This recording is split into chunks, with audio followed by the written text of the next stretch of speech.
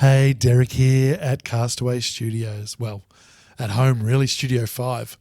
And here I am just showing off the normal, basic, domestic situation I've got happening here, right? I'm in the middle of my tiny little house. I can hear one kid talking on Minecraft, Discord or whatever. One kid's tapping on a keyboard. The oven clock's gone haywire, making a huge noise, and someone's mowing. Someone's demolishing a house over there. So that's where I'm at, and that's why I want to talk to you today quickly about my microphone. Now, unfortunately, I wanted to show you this microphone. That is the Audio Technica ATR2100, right? So you can see it there. I'll get out of the way. Okay. Really, really handy little microphone. And what I've got here is essentially the same thing, the predecessor of this one. Okay. This is an AT2005, right? It's the same principle, whereas that one's got a few improvements.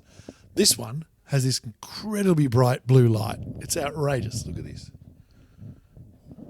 Crazy. So, but essentially it's the same. It uses a mini USB cable, whereas that one there uses a USB-C cable. But essentially, this one looks a bit cooler, I think. It sort of blends in with my my Sennheiser 935s. If I need a few extra mics, I can grab a couple of these ones as well.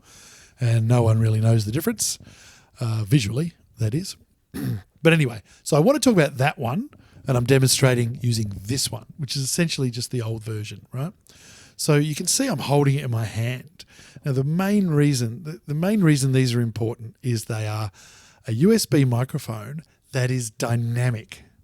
Okay, so dynamic meaning it's not using a condenser, and therefore it's not gathering every single sound from the entire neighbourhood. I mean, it may be getting a bit of it. The mowing, it's pretty hectic. They seem to be hitting stones a fair bit. The oven clock and the kids yelling. But the advantage of this is the dynamic microphone has a really nice tight cardioid pattern, which means it's just going to, if I keep it near enough to my mouth, I'm going to get the audio from my mouth and reject the echo of the room and all the other stuff I talked about before. So this little guy is really, really handy. And it's called a hybrid microphone. And let me show you why. Okay, so it's a bit impersonal, but up there you saw the cable that is plugged in is a USB, in this case a mini, in the other one USB-C, like I said. But the big one there with the 3 prongs is XLR. So this microphone just works as a standard XLR microphone. So if you've got let's say a Zoom H4n lying around, or any kind of recorder or any kind of audio interface or a mixer, you can just use this as a normal extra microphone because it's kind of handy to have around, kind of a little bit tempting for me. But what I like is the dynamic nature of it and the fact that it's still USB. So I have a bunch of kits that have that, and that's why I'm not showing you one of them. I have a bunch of kits that have that in it. A set of Audio Technica M20X headphones and a little desktop microphone stand. And I send those kits to my clients so that they can make content that is pretty good from their home and keep their shows rolling during a lockdown. Another thing I use these kits for is my clients can sit in the studio, but we can also send to their guests a good microphone. It's a very important guest. If there are someone who's in a hotel, probably not so much now, but in general, they might be traveling through. You can just drop the microphone with them at the hotel or post them or whatever. So that's why I like them. They're small, easy to transport, and they're cheap, probably about, in Australian dollars, probably $140, $150 at the local large format office supply store, if you know what I mean. So really easy to get hold of and really handy. Now, the audio quality, if I don't want to hear you go, oh yeah, but that fancy podcasting microphone I saw at JB Hi-Fi for $300, it's got much better dynamic range. It'll make my voice beautiful. Yeah, look, yes, it will. If you're sitting in the closet with blankets all around you and everyone shuts the hell up in the house, then you're going to get a better, much better, and you know how to use it and keep it close, you're going to get a much better quality recording, okay? But if your other choice is people opening up their MacBook Pro and using whatever microphone is there and they're this far away, it's diabolical. You're going to get more reverb from their kitchen, because everybody wants to sit in their kitchen, because the kitchen or dining room area looks cleaner, more modern. It's probably been renovated. It's not personal, so no one's seeing their, secret things on a video. Everyone wants to sit in their kitchen, and that's the worst. It's the worst reverb you can get. You hear them shouting at each other in the background there, but you can't dynamic your way out of that. Okay, so you're going to get a better result having a well-used dynamic microphone that's a little bit on the cheap side, that misses out on some of the frequency ranges. You'll get much more usable vocals out of that than you would out of having a much more expensive, podcasting microphone that someone uses poorly, like sits in the dining room or sits on their desk, because they come with little feet, so people sit them far too far away. If you've got some fancy, I'm going to simulate it, if you've got some fancy podcast microphone, bring it up here. Here's one, this will do. All right, I want to see it there. I want to see it in the shot.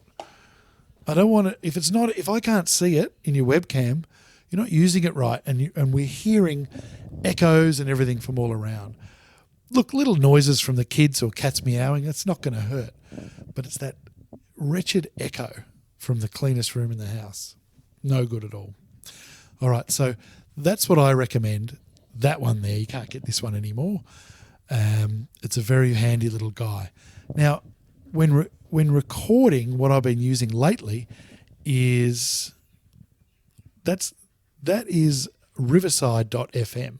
I was using Zencastr, and I love it, and they've introduced video now, so that was great. And someone said, have you tried Riverside? So I thought I'd give that a shot. It's a nice platform. I like it. I like how it records locally, just like Squadcast or Zencastr. They record, when you're recording separate tracks locally in everybody's computer. So they're not getting glitched out by bad internet. The only thing that's getting glitched out is the possible continuity or understanding of the actual conversation, which you can usually bluff your way around. But these platforms are designed so that they record locally. And now Zencastr and Riverside and Squadcaster will record the video in high definition minimum to the local computer, and then, in the case of Zencastr, and then send it up to your cloud account, and then you download it from there.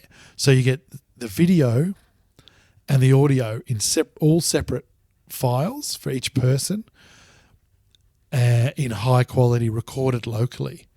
And what I'm loving about Riverside is it actually sends it up to the cloud, obviously in bits, sends it up to the cloud kind of as it's going when it gets the chance.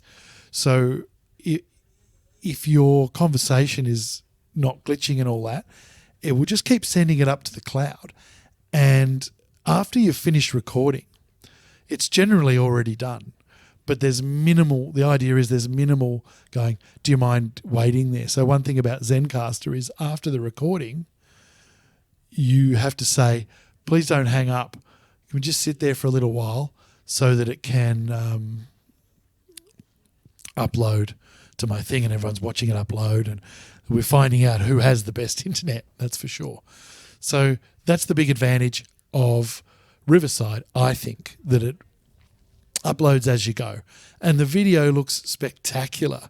Yesterday I did one, and the client was using a Logitech 922, great little camera, and it was beautiful, full HD, crisp, clean, ready to use. And especially if it's full HD and then you're bringing it down in DaVinci or Premiere Pro or whatever you use, then you're bringing it down to create a little promo for LinkedIn or Instagram or whatever it is, or YouTube, you're going to get some pretty good detail in those images. So really, really handy resource there, that's for sure. So that's the advantage of using these platforms.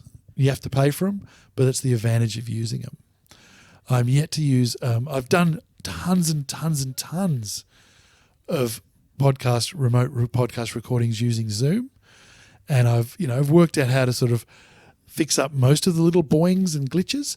But Zoom is designed for conversation, for smooth conversation. So they've got no qualms about stretching someone's voice here and there and messing around with it just to make it all sort of smoother in a meeting. And fair enough, that's what it's designed for. But it's getting better and better all the time. So there you go. My recommendation, Zencastr or Riverside. Zoom if you have to. And that's that. Telephone at the very last, very, very last resort. All right. Dynamic USB microphone. That's it. That's my rant for the day. It's giving me something to do at home in the lockdown. See ya.